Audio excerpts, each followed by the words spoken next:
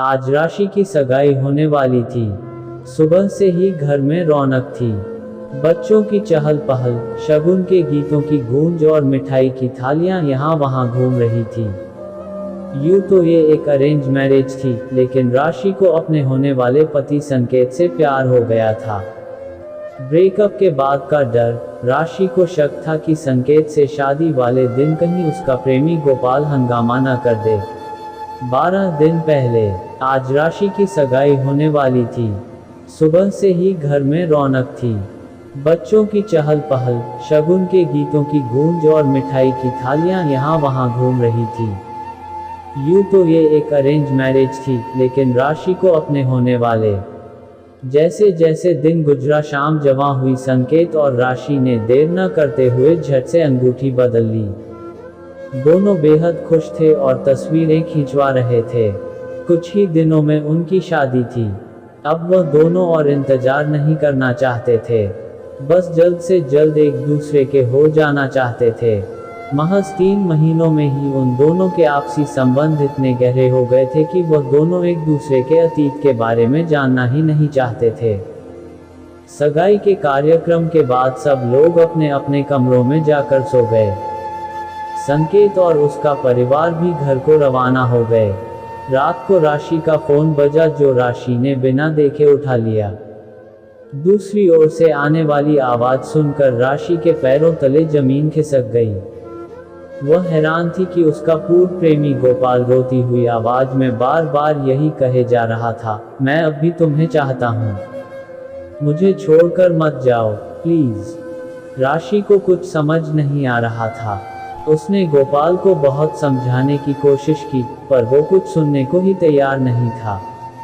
वो बार बार यही कहे जा रहा था कि राशि उससे एक बार मिल ले तो वो उसे फिर तंग नहीं करेगा। राशि ने ये बोलकर कॉल काट दी कि वो सोचकर बताएगी। राशि यह बात तुरंत संकेत को बता देना चाहती थी। उसे डर लग रहा था कि कहीं गोपाल शादी वाले दिन आकर कोई तमाशा न कर दे। उसने संकेत को कॉल किया, पर उसे इतना खुश देखकर कुछ बता नहीं पाए और फोन रख दिया। शादी के दिन नजदीक आ रहे थे। राशि शादी की तैयारियों में इतनी व्यस्त थी कि उसे पता भी नहीं लगा कि कब वो उस रात आ गई। फिलहाल वह गोपाल की कॉल को भूल चुकी थी। वो बस यह सोच रही थी कि वह शादी के दिन कौन सा लहंगा पहनेगी, किस रंग की चूड़ी कौन सी साड़ी के साथ जाएगी, वह हनीमून पर कहाँ जाएगी। ये सब बातें उसके दिमाग में घूम रही थीं। एक दिन जब राशि अपनी बहन और माँ के साथ लहंगा पसंद करने गई, तो उसे एक अनजान नंबर से फिर से कॉल आया। राशि ने फोन उठाते ही पूछा, हेलो, कौन बोल रहा है? सामने से आवाज आए, राशि, तुम मिलने आने वाली थी पर नहीं आए, इसलिए मैं ही आ गया। अभी बस तुम्हारे घर के सामने ही खड़ा हूँ। राशि समझ चुकी थी कि यह गोपाल है और वह लहंगा जमीन पर पटक कर भागती हुई घर की तरफ रवाना हुई। उसकी माँ भी यह देखकर हैरान थी कि इसे अचानक क्या हो गया है।